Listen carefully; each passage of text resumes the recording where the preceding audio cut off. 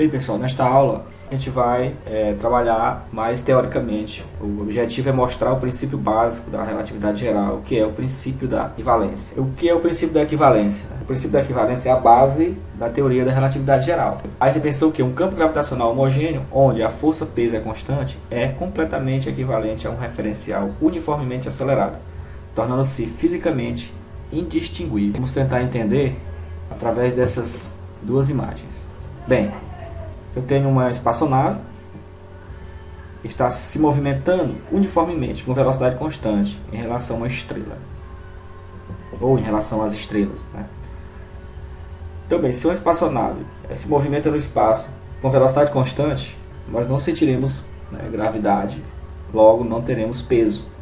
E aí a galera vai ficar tudo flutuando dentro dessa espaçonave. Agora vejamos o seguinte: se de repente a espaçonave acelera, a espaçonave acelerando uniformemente, com uma aceleração igual a g em relação às estrelas. Claro, estamos no espaço e essa espaçonave acelera com uma aceleração igualmente à gravidade, logo, todos nós que estamos dentro dessa espaçonave iremos sentir, né, essa aceleração, iremos parecer que estamos na superfície da Terra. Então não vai haver diferença entre estarmos aqui nessa espaçonave ou estarmos na superfície da Terra. Isto é o princípio da equivalência. Nenhuma experiência física, mecânica ou eletromagnética poderá ser realizada no interior da segunda espaçonave que seja capaz de distinguir se a espaçonave está realmente acelerando no espaço ou se está em repouso ou em movimento uniforme na presença de um campo gravitacional. Esse é o princípio que é a base da teoria da relatividade geral. Não há diferença entre gravidade e um movimento uniformemente acelerado. Desvio da luz pela gravidade, né? Iremos analisar as seguintes situações. Primeiro, aqui uma espaçonave, né? E alguém lança uma bolinha. Bem, vamos analisar de dois referenciais, né? Primeiro, um referencial externo, que vai estar aqui fora, e outro que está dentro. Bem, o referencial que está fora verá essa pedrinha fazer essa trajetória exatamente em linha reta. Ela foi lançada aqui, a espaçonave está subindo, né, ó. Então, se a espaçonave está subindo, a pedrinha vai bater aqui do outro lado, mas a trajetória será vista como se fosse uma linha reta, né? Então, a importância de você entender o que são referenciais, né? Já falamos nas aulas passadas. Então, o referencial aqui externo verá essa bolinha com uma trajetória retilínea. Agora, para o referencial interno, ele está aqui junto com a espaçonave, né? Então, se ele está junto com a espaçonave, a bolinha vai entrar aqui, mas ela não vai bater aqui, né? Ela bateu embaixo. Então, a trajetória vista por quem está dentro é uma curva diferente da trajetória da bolinha vista por quem está fora. Aqui, ó. O observador externo verá uma linha reta e esta acaba batendo na parede oposta. O observador interno, a trajetória da bola se curva como se estivesse na presença de um campo gravitacional. A curvatura da bolinha é exatamente como se ela estivesse na superfície, né, na presença de um campo gravitacional. Um lançamento, né? Você pega uma bolinha e faz um lançamento de cima de uma plataforma. Então essa trajetória aqui, né, é descrita igualzinho. Agora vamos imaginar um raio de luz. Então aqui tem um raio de luz que é emitido, mesma coisa. Quem está fora verá uma linha reta, né, como um laserzinho, né, aqui fosse um laser. Então aí você vai ver aquele laserzinho fazendo uma trajetória retilínea. Já para um referencial dentro, né, ele vai ver o raio também curvando. E esse raio curvando, ele vai imaginar, né, que foi a aceleração que produziu essa curvatura. Que essa aceleração é análoga a um campo gravitacional. O observador externo verá a luz viajando horizontalmente em linha reta e esta acaba batendo na parede oposta. O observador interno, a trajetória da luz se curva, né, ó. Há uma curvatura da trajetória da luz, como se estivesse na presença de um campo gravitacional. Conclusões devido ao princípio da equivalência. Bem, se a luz é defletida pela aceleração, deve ser defletida pela gravidade. Logo, né? Então a gravidade, ela faz a luz encurvar-se. Que essa curvatura da luz foi uma das experimentos, né, de comprovação da teoria da relatividade geral de Einstein, que não foi fácil, né, comprovar. E que uma das nossas cidades aqui do Nordeste, né, a cidade do Ceará, conhecida como Sobral, foi onde aconteceu esse experimento que eu irei comentar posteriormente. Para Newton, como pode a gravidade curvar a luz se a gravidade é uma interação entre massas? Aí Einstein, massa e energia são equivalentes. A gravidade então puxa a energia da luz. A luz tem energia, então a gravidade puxa a energia da luz. Logo, né, Einstein já propôs, né, a relação entre massa e energia. A observação do eclipse de 29 de maio de 1919 em Sobral.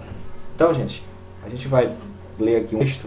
Esse texto eu retirei aqui da prefeitura de Sobral. Bem, o mundo moderno começou em 29 de maio de 1919, quando fotografias de um eclipse solar tiradas na ilha do Príncipe, na África Ocidental e em Sobral, no Brasil, confirmava a verdade da nova teoria do universo, né? Porque faltava a comprovação exatamente de provar que realmente um campo gravitacional, que a gravidade curvaria o espaço. Então, a teoria da relatividade geral diz o seguinte, que o espaço ele é curvado por campos gravitacionais. Então, a Terra curva o espaço nas suas proximidades. Então, faltava-se comprovar essa curvatura da luz ao passar próximo a um campo gravitacional. Então esses experimentos, né, aqui, ó, teve várias expedições. A expedição alemã em 1914, que não obtiveram sucesso. Teve uma outra, né, de origem argentina, criada em 1916. Então foram vários problemas. E somente em 29 de maio de 1919 foram duas expedições, uma para a África e outra para Sobral. As condições climáticas do sertão favoreceu bastante a observação do eclipse. Na manhã, né, de 29, foi às 8 horas e 56 segundos, o dia escureceu. E aí foram tiradas várias fotos dessas estrelas, comparadas com fotos tiradas em um dia normal. E aí foi comprovado exatamente que há uma deflexão da luz ao passar próximo a um campo gravitacional. E que esse campo gravitacional ele curva, né, o espaço na sua proximidade. Gravidade e tempo. De acordo com a teoria da relatividade geral de Einstein, a gravidade faz o tempo correr mais devagar. Então, na relatividade restrita, altas velocidades faz o tempo também correr mais devagar. E campos gravitacionais muito intensos, né, também faz o tempo andar mais devagar. Podemos entender aplicando o princípio da equivalência. Vamos analisar aqui esses três referenciais, três relógios colocados em três posições diferentes. Aqui é uma plataforma que gira, certo? Ao girar essa plataforma, aparece uma força que nós chamamos de força, na mecânica newtoniana, de força centrífuga. Bem, o relógio 1 está no centro, o relógio 2 está na borda e o relógio 3 está em repouso em um sistema inercial. Bem, isso aqui é o girar. Veja que esse reloginho aqui ele está marcando um tempo atrasado dos demais.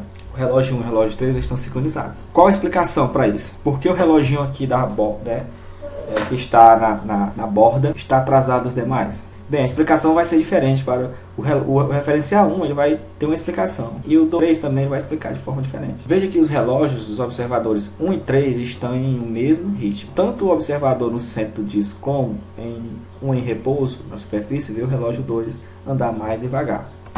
Bem, o que dirão os observadores quanto a essa diminuição da passagem do tempo? O observador na superfície explicará que é devido à velocidade relativa entre eles, dilatação temporal. Esse aqui, ó, o relógio 3, esse aqui está na superfície da Terra. Então esse relógio está girando, então ele tem velocidade. Então ele vai dizer que o atraso, né, passou mais devagar, devido ao princípio da relatividade restrita. E quanto ao observador 1, que no caso aqui, ó, não há velocidade relativa. O que ele vai dizer? Que a força centrífuga é responsável de fazer com que esse relógio ande mais devagar. O observador no centro não pode usar o mesmo argumento, pois não há velocidade relativa entre eles. Ele dirá que é devido à força centrífuga. E concluirá, pelo princípio da equivalência, que qualquer efeito de aceleração pode ser reproduzido pela gravidade. Então, se tem uma aceleração centrífuga, então essa aceleração também é análoga a um campo gravitacional. Então, a explicação para ele é devido a esse campo gravitacional que faz o relógio atrasar. Isto de acordo com o princípio da equivalência. Então, podemos concluir que quando nos movemos no sentido de atuação de uma força gravitacional, o tempo também transcorrerá mais lentamente. Quanto maior esse campo gravitacional, quanto mais intenso esse campo gravitacional, o relógio também sofre um atraso, ele vai andar mais lentamente. Então as medidas de tempo dependem não só apenas do movimento relativo entre os observadores, mas também da localização de um ponto em relação ao outro no campo gravitacional. Então uma aplicação prática que a gente vai fazer no nosso trabalho é a correção que é feita nos satélites, né? Desde que os satélites em órbita, eles possuem velocidades tangenciais, e podemos aplicar o princípio da relatividade restrita, e esses relógios que estão nesse satélite também vai sofrer influência do campo gravitacional, que é um pouco menor do que a intensidade do campo gravitacional de um relógio que está na superfície. Então a gente tem que corrigir tanto utilizando a relatividade restrita como a relatividade geral. Obrigado.